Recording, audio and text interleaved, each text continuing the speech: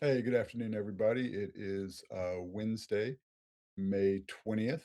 I'm Paul Harrison with Agriculture Advocates and here with my colleague Adam Cornish. Hey, everybody. So, we thought we'd touch on a few developments in the world that impact the agricultural sector and got just a range of things to talk about that we like as we have a little conversation here. And hopefully, folks find this entertaining and useful. Um, Stimulating. yeah, hopefully, right? Okay, Adam, where did we want to start today? I think we're going to start with our evergreen topic of the Iran war. How's the Strait of Hormuz doing? Still relatively closed. I did see a Reuters report that 3, very large, crude carriers, have now crossed today. Mm, They're headed to Asia, a couple to China, one to South Korea. Very large crude containers carry about 2,000,000 barrels each, so that's about 6,000,000 barrels. So that's, not a full day supply or anything like that, but that's that's a significant amount. Usually about what, 14, 15,000,000 barrels a day come out of the Gulf. So that's actually kind of a decent number for where things have been. And I thought the interesting thing is it's oil from Kuwait, Iraq, and Qatar, right? So hmm. it's not Iranian oil at all, but it's coming from those places, and then it's headed to South Korea and China, like I said. So don't know what's going on there, but, one South Korean tanker, a couple of, Chinese tankers. So, kind of a positive development. I guess in other news on the Gulf or on the, Strait there, certainly everything is, still closed. Um, Discussion on strikes as usual, right, and all that kind of rhetoric, but nothing's been happening, and so, um status quo, right? No real changes. Iranians not really doing much. We're not really doing much. A lot of talk, and so we'll have to see what the next developments are.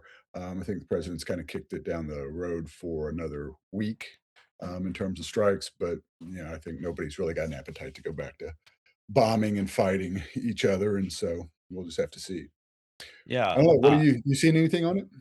Well, so the recent talks that President Trump had with President Ping in uh, China really seemed to have had a component where they were discussing what it looks like to reopen the strait. They both affirmed that there should not be tolls and costs and customs, um, but there's not any actual movement from that side. I'm curious what the Chinese influence really is on Iran in reopening the strait and how much they're actually hurting. You noted that some of those tankers that came out are actually headed to the Far East.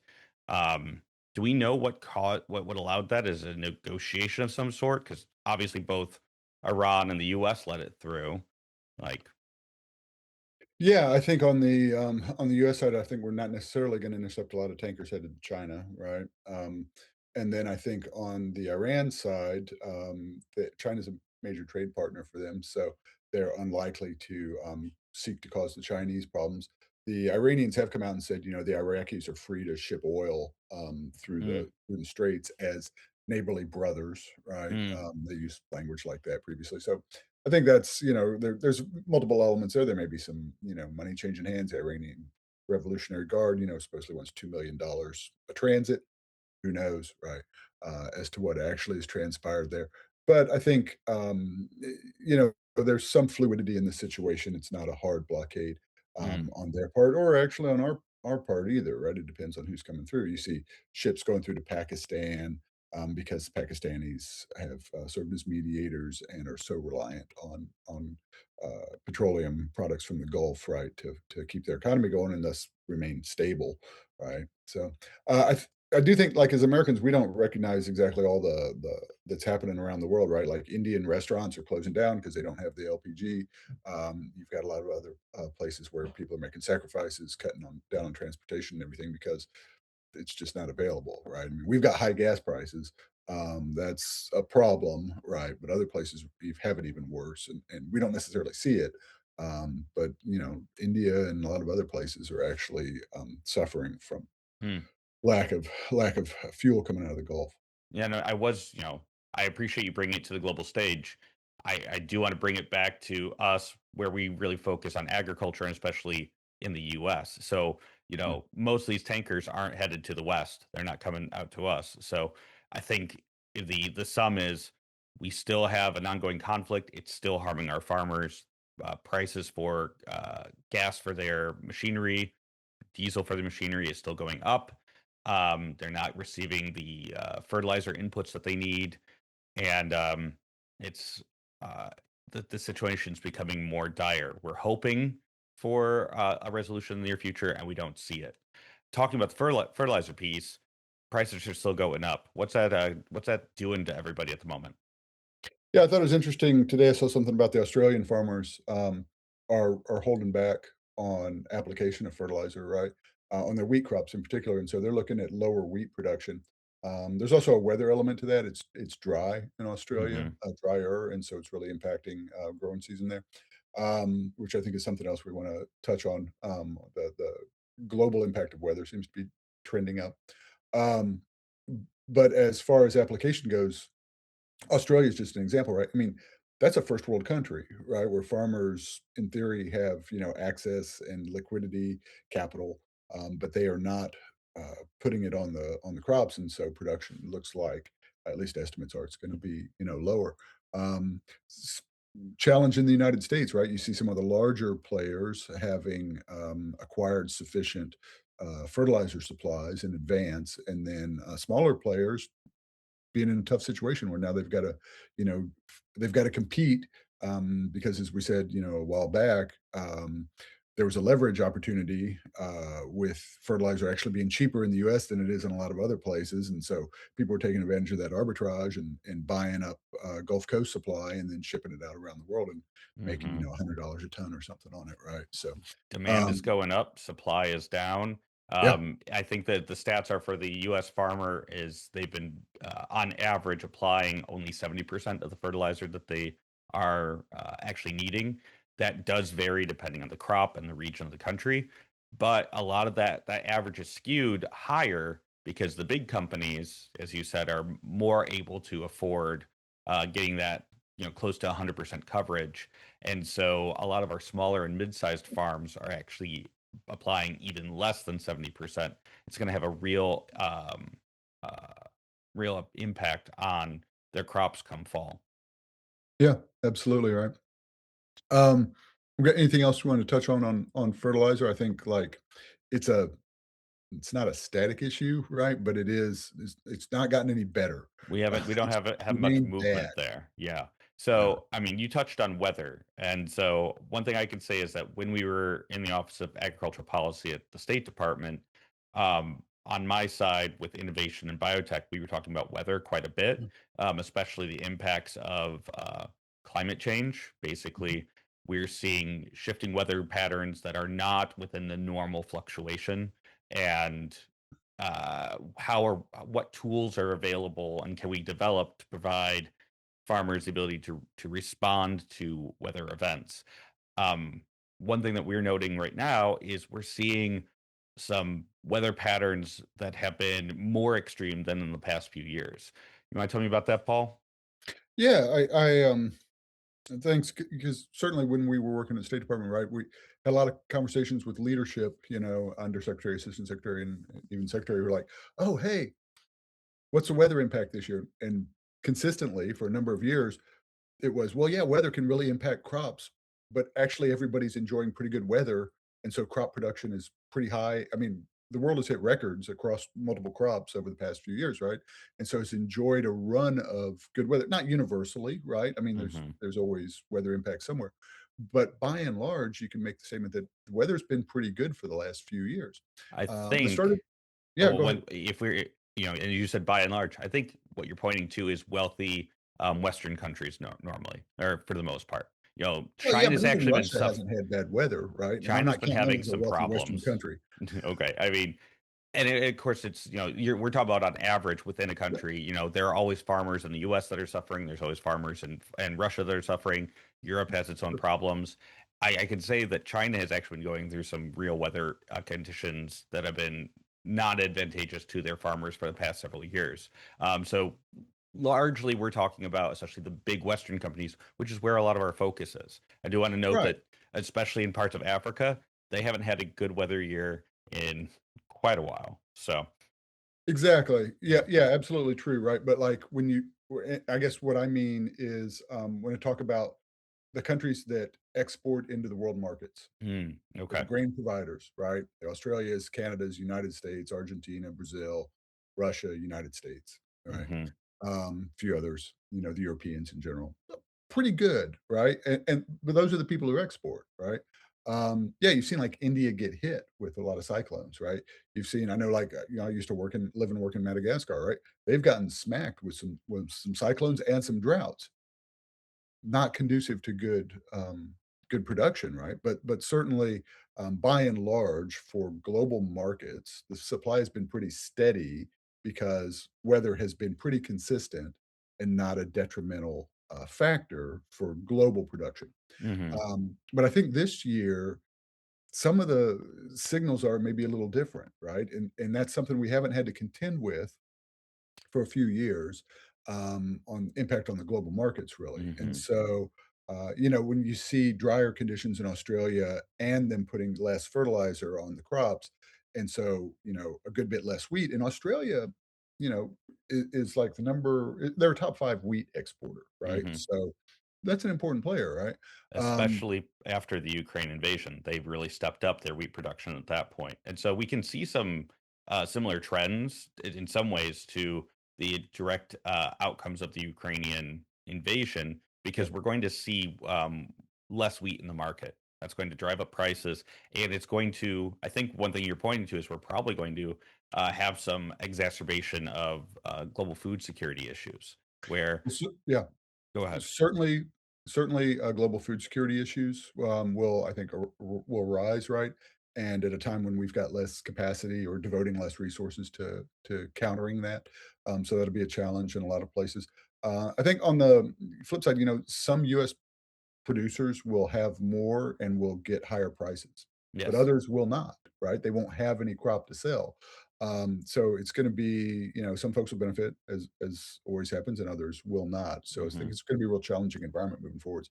You see, like, so when you look at the wheat crop in the U.S. right now, right, it's been cold, it's been dry, it's not a it's looking trending down, right? Hmm. And then we've got this potentially, we don't know what's actually going to happen, but potentially a super El Nino event, right, which will dramatically impact climate across the country. And certainly the scene is set for more dramatic swings, so bigger storms, all that kind of stuff, right? That could really negatively impact crops. The last few years I drive out to Illinois in the summer and the corn looks great, right? And the soybeans look great across Ohio and Indiana and Illinois, right? And even Missouri, because I wander off into Missouri sometimes, right? And it all looks really good, right? It's looked really nice. I don't know. It just seems like there are a lot of events coming up. Russia's been much colder and now it's much wetter than it normally is in their wheat growing regions. So it looks like their crop's going to be down some.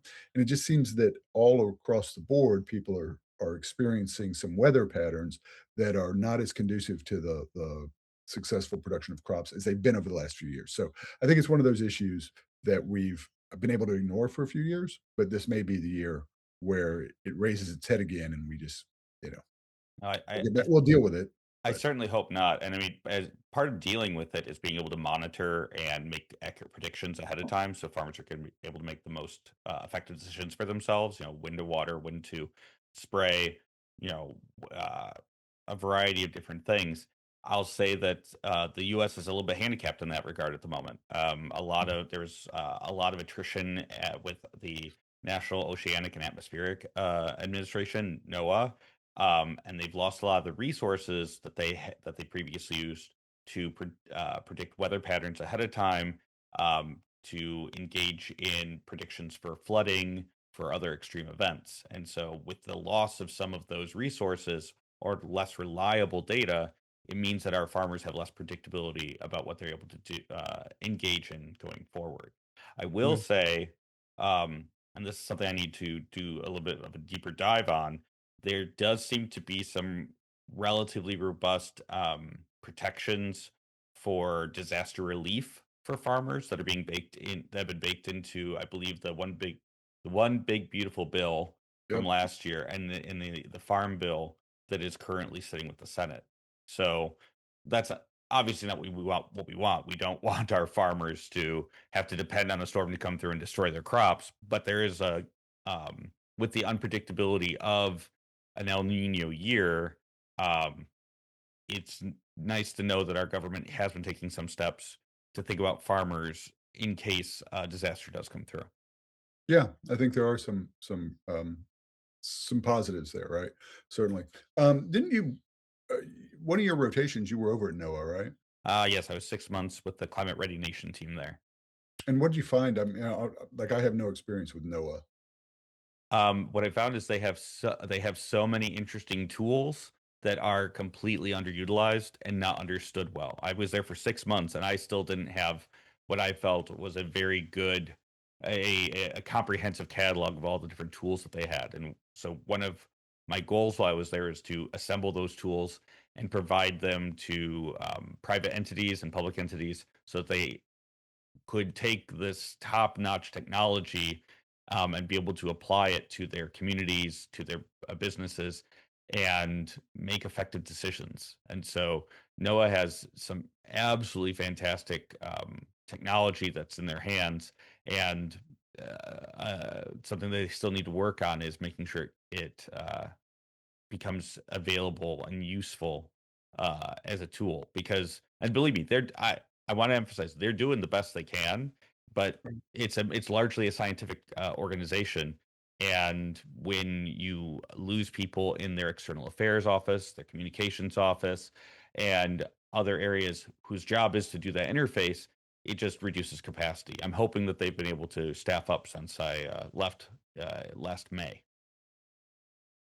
Okay.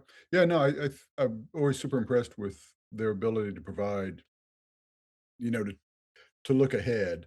And so, just I remember you going over there and was curious about. It was a fantastic time. I, wish I had off the top of my head some of the tools, that they utilize.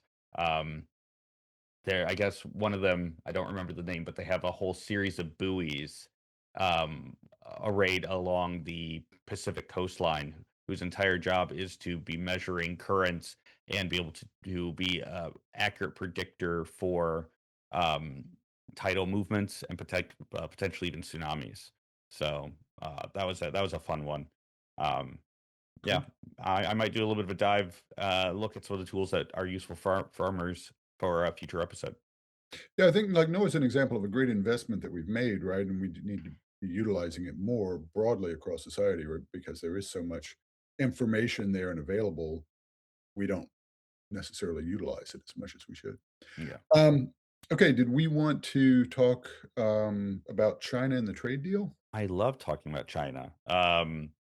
I'll keep it brief and pass it over to you. Basically, President Trump came back from his trip and has put out an official White House announcement stating that China has agreed to buy at least $17 billion in ag imports from the US for 26, 27, and 28.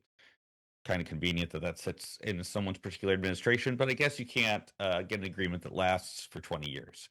Um, I will say that this is on top of the commitments that they made last year for 25 million metric tons of US soybeans annually through 2028. So this is actually on top of all of that. Sure. Yeah, there's a component on beef. Do you want to talk about that? Yeah, I think so. I saw they're relicensing. I think it's maybe up to like 600 and some facilities. 400. Yeah, and I've seen that 400 figure, and then I've seen it even like Oh, 690, something like that. So okay. basically, I think they're relicensing the beef export facilities that they had not renewed the export licenses on. It gets to be a pretty good number of facilities, right? Hmm. Because they'd been letting those lapse and not renewing them in the midst of the trade dispute. So um, while I think that the whole licensing scheme is just an excuse for China to have leverage over individual US production facilities.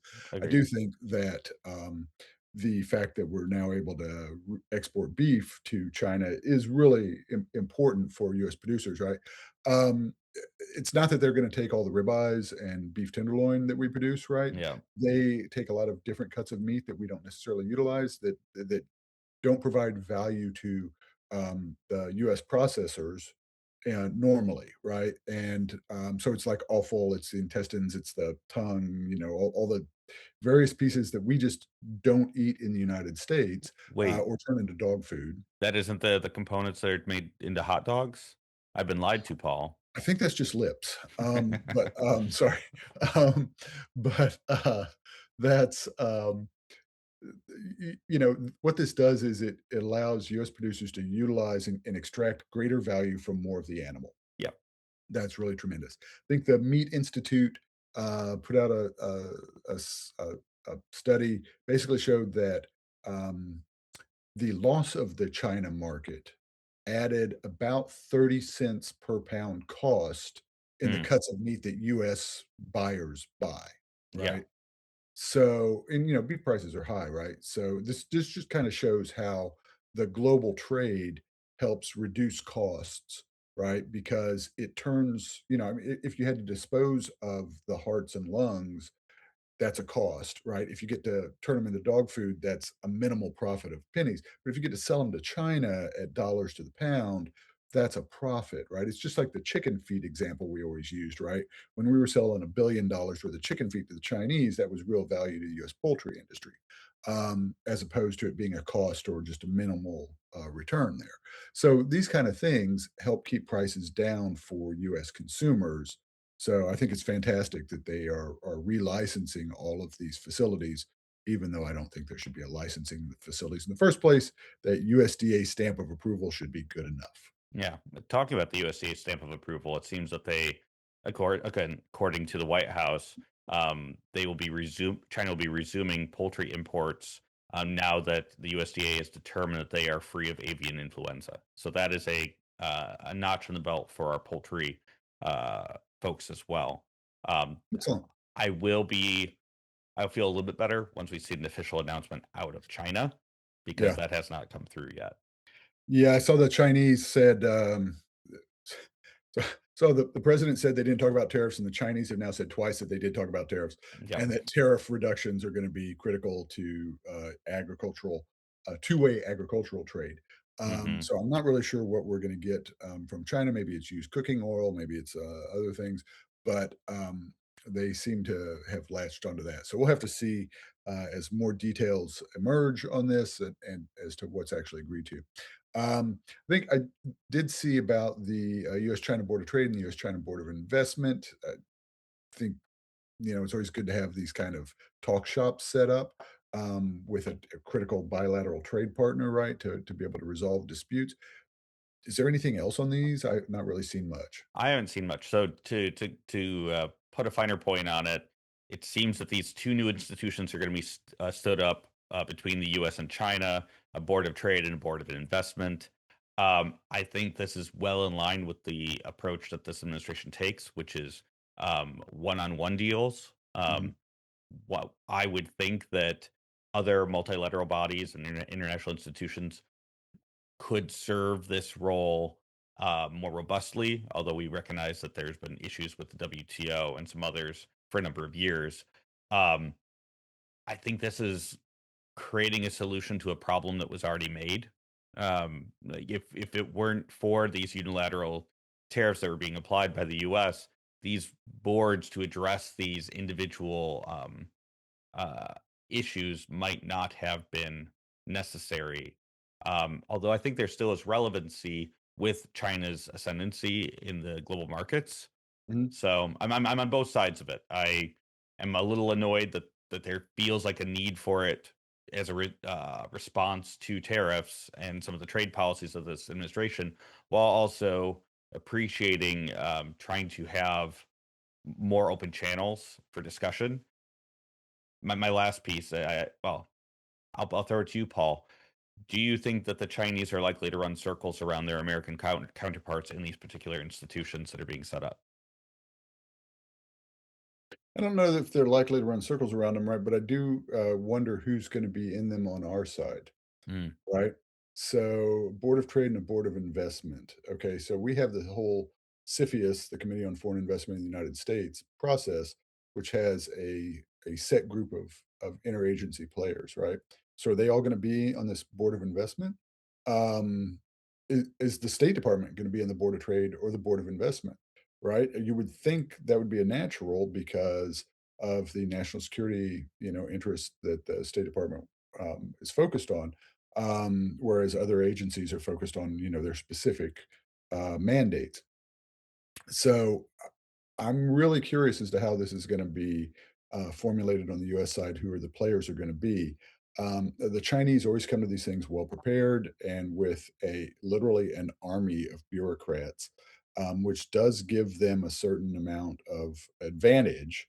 You see this in international fora where they show up with 10 people at a committee that nobody's ever heard of, right? Or that we wouldn't, send even an intern to in some of these international organizations. So yeah, the Chinese are going to show up ready to play. We're going to have to do the same, and I would hope that Department of Commerce, Treasury, State, and USDA are all at the table on these on the Board of Trade and then the Board of Investment, right? Because there's going to be a lot of national security interest to balance there, especially yeah. on the investment side. I guess I'm curious if it's going to be something that is kind of high level, where it's more pageantry, or if it really is folks at the nitty gritty and Yeah, finding that fine line. Because negotiations with our Chinese counterparts um, skirt that closely, where you'll find people that seem to be fairly high level and yet are ready to engage on very specific components. yeah. And are these gonna be full-time institutions that are like, like, is a appointed board that meets, like, once every 6 months, or is it groups of people that are meeting every single day? Are they hiring up, or are they throwing some folks into a slot? And we don't know any of that yet.